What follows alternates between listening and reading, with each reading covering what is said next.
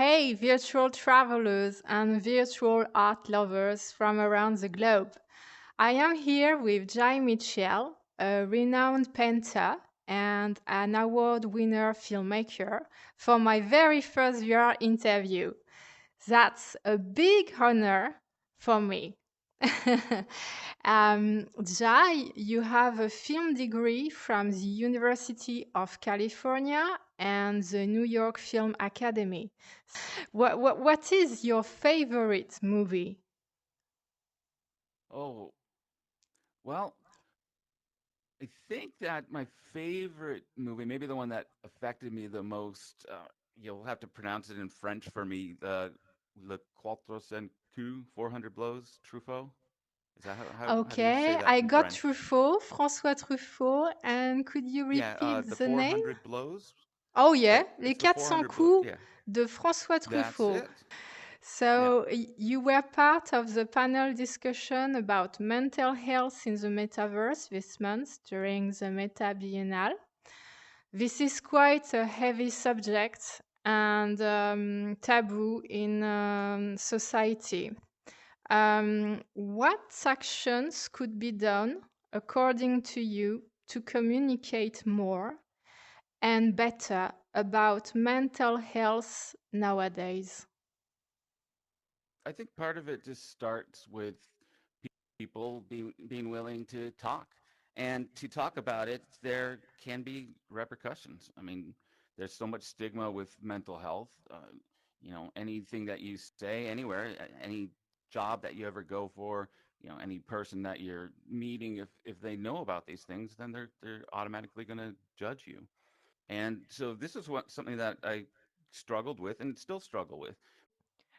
What is your vision of virtual reality as a means to cure mental illnesses?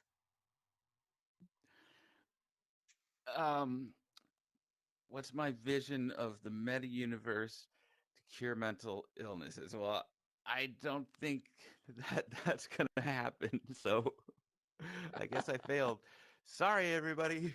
Um, no, I mean, there's not going to be any cure. But when you have something like this show, so this here in Artgate, and they've provided this opportunity for people to come in and just to speak.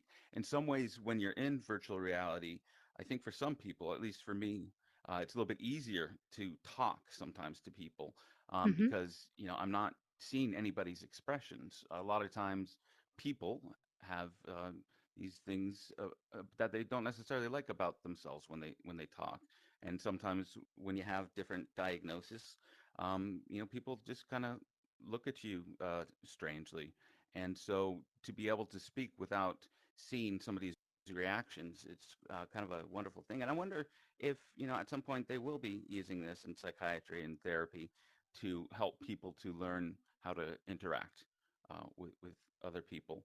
Um, so is it curing mental illness? No, but it's opening up a discussion. What is your vision about virtual reality as a new way to overcome a physical handicap?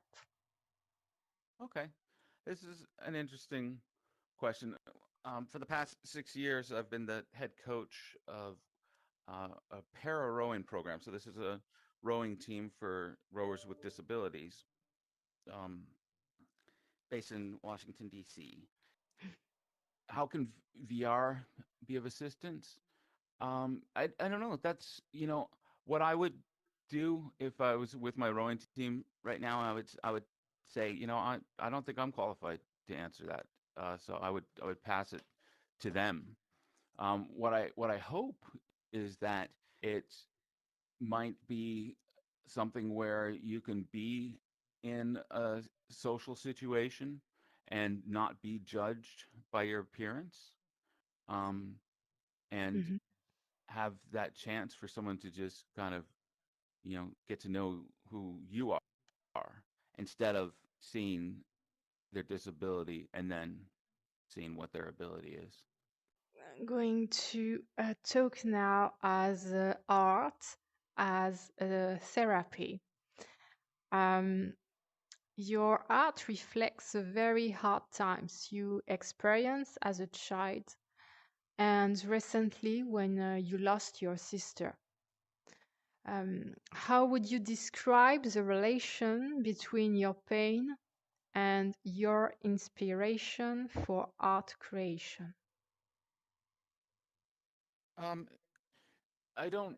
Well, it's an interesting question overall. I mean, does there need to be pain for art? I don't necessarily think so. I think you can do great art no matter what. I think it's just, where what are you looking for? How are you getting to that story that you're trying to tell?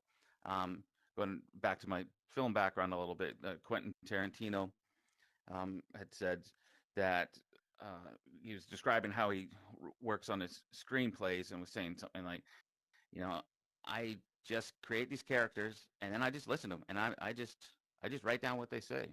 So, you know, um, once you find that character, then it's just a matter of listening to it.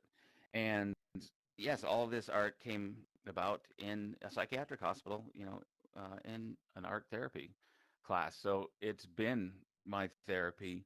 Um, I feel great when I paint. Uh, I feel strong. I feel happy. I feel confident. That was part of my story. I'm just trying to be, the best painter that I can, and just to, And you are, create. Jai. You are Oh, the thank best you. painter of the Bonjour. metaverse and the universe. Bonjour. In your painting Lithium Hands, you evoke how the side effects of the pills influence your paintings.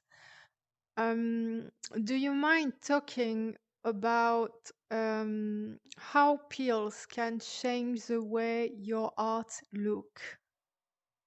One side effect of lithium, which a lot of people who are bipolar take, common side effect is these hand tremors. So when, I was given this gift of, learning how to do art or teaching myself how to do art, I found myself at one point where my hand tremors were so bad, I couldn't draw a straight line, and I just got so frustrated. Um, and so eventually I just was able to um, realized that I had to come up with a way to get through this. And so instead of just trying to be, so accurate, I decided to just to kind of go with the flow and, um, instead of, doing like this, it was more like, you know,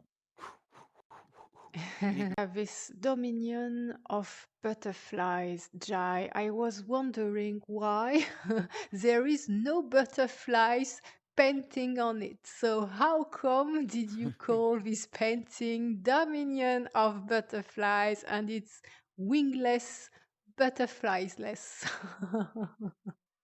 Well, here's the deal. If you speak with Allie J, who owns this gallery here, Allie J Fine Art Gallery, Uh-huh. you can buy this painting and then you can put all the butterflies on it that you want. How's that? Um, this particular person here, or spirit, or being, I don't know what it is. It's not anybody in particular, but it's more about just memories. Dominion, let's say that there was a psychiatric hospital named Dominion. Um, and in that psychiatric hospital, sometimes you have time to walk up and down the hallways, and some doors are closed, some doors are open. You see a lot of different levels of people in terms of their mental health. And one particular face I remember, um, yeah, it was like this. It was like a silent scream type thing. Um, but I've also seen that expression, you know, uh, from my sister, when I was trying to uh, help her, and took her to a hospital, and she wasn't getting the care that she needed just because that hospital's medical system was so corrupt. Um, so it's just a cry of desperation. So yeah, maybe it's dark, but it's not a face that you should look away from. It's a face that I don't know. We should try and figure out how to talk about it. And Ah, okay. you know, we're lucky that there's places like Artgate, where people can come and gather and be safe, be in their home if that's how they feel. And yeah, I mean, this is just incredible that I get to be where I am in the States, and you're there in France, but we get to sit here and talk um, and get to share the art. I really thank you for participating to the Tigers Butterflies first VR interview. Woo! Thank And you. really congratulations for your artwork. Please keep painting, keep exhibiting Thank in you. Artgate VR. Yep. And Thank you. I'm yeah, my Instagram is at Mitchell Jai. Allie J is my art agent. This is her gallery that we're in. Thank you, Allie. And uh, she's Allie J VR. So ALIJAYVR.